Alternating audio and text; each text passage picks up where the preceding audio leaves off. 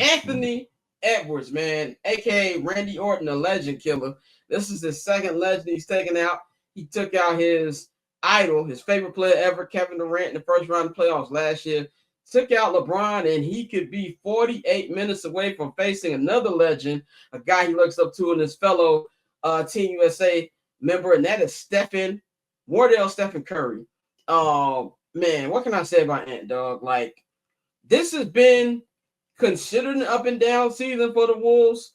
But if you've really been watching the last couple months, this team is not the 6th seed that their record entails. As we've been saying, this is a team that we know seed 3 to 10, seed 3 through 8 have been separated by like 2 games. They could have been higher than what they are right now. And this is a team, you know, if you look at the Knicks, right, this is one of the few trades to me where it worked out for both teams. Cat, perfect for the Knicks. Julius, perfect for the Wolves. I was just waiting for the Julius fuck up this series, and it did not happen. But even though Ant had a terrible game 5, he has been lights out this entire series. Game 3 and 4 going head-to-head with LeBron has been crazy. And I know he says he doesn't want to be face of the league, but if you look at the commercials, Adidas is doing a full-on Jordan, Kobe, LeBron commercial push for them. He's got Ice-T in this commercial. They're doing the whole Law and Order thing, and that's been real dope to watch. Even had him at the game.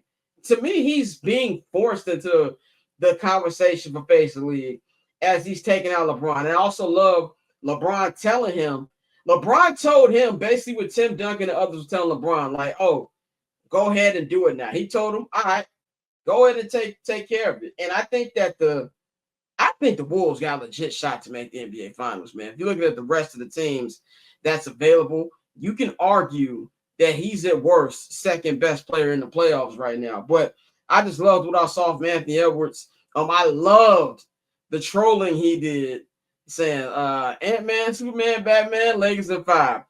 Walking to the hotel, a lot of people asking how far is that walk. Wasn't that far of a walk. Crypto.com arena is surrounded by hotels in LA Live. Not that far away, but I loved how even the Laker fans had to show love to Ant. And I love Ant for being himself, man. That's what I thought was dope. And they got a real good shot, man. What you see from Anthony Edwards this series and just his growth, and is, you know, we talk about different opportunities. I feel like this is an opportunity where he has to take advantage of it, and this is the second year he has a legit shot to the NBA Finals. A dog. I don't know if they have enough when you look at OKC and the Clippers too. I don't know if they have enough for that. But if you have Ant-Man on your team, that's all you need. That's my only worry when you got to go up against OKC or the Clippers in the Eastern Conference Finals. Or Denver. My bad. I don't want to completely say that Denver's out there too. When you got to go up against one of those teams, man, I don't know if they got enough.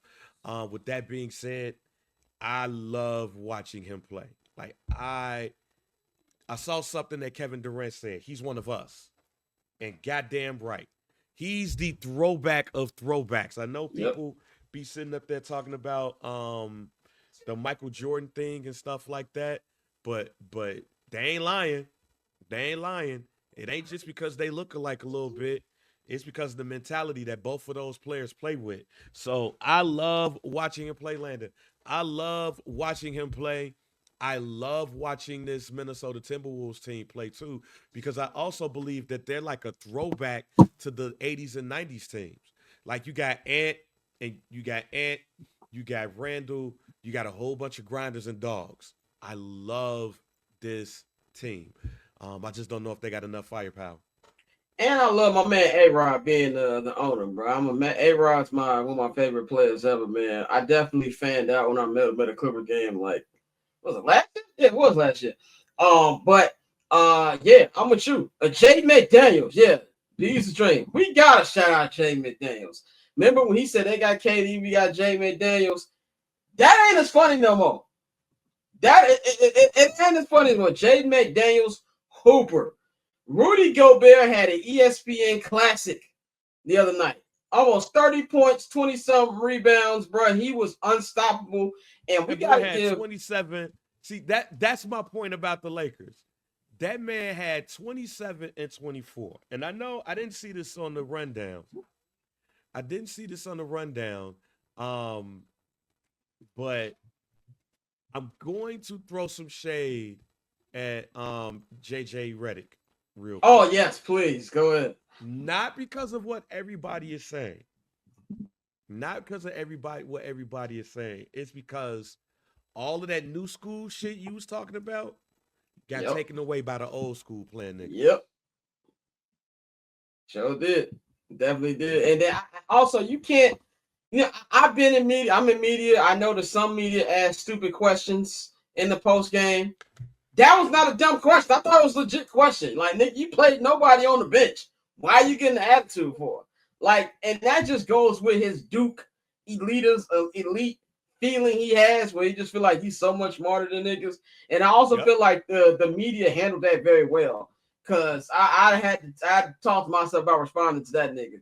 You know what I'm saying? Yeah, exactly. What M says in the chat, JJ Redick came off as an arrogant dude, acting like he did something. Exactly. You are a rookie head coach. And what I said months when the trade happened, I said, look, this is good on paper, but JJ Redick is a rookie coach. You just don't win right away as a rookie coach. And that was a big thing as well. It just pompous, arrogant, man. I'm a fan of JJ, but I didn't like that. Yeah, and that's when, even when you look at the Clippers and Nuggets, that's old school. Yeah. The OKC Thunder is close to new school as you could get, but they got a whole bunch of size. Pause. I don't want to be Stephen A. Smith talking about size.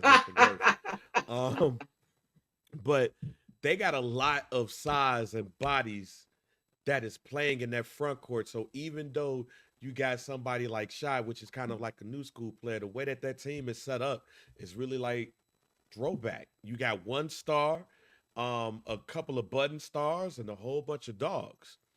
The Lakers thought that they could get away with Luka and LeBron and five games name bang. It didn't work. And JJ Redick thought that he could put a smart new school approach to this, and it don't work. Look, man, JJ Redick would be the greatest college coach of all time. Yeah, he'd be great. In like 30 years, he'd be like, the way he coaches, and he could be the greatest college coach of all time. But in the NBA, he can't act the way that he acted before and after that game. And he got out-coached. Like, when you look at every coaching metric, he got out-coached. That what was supposed to happen. But I'll also throw this out there just for a little LeBron shade. You got a coach that thinks he's the smartest man in the room. You got a player that thinks he's the smartest man in the room.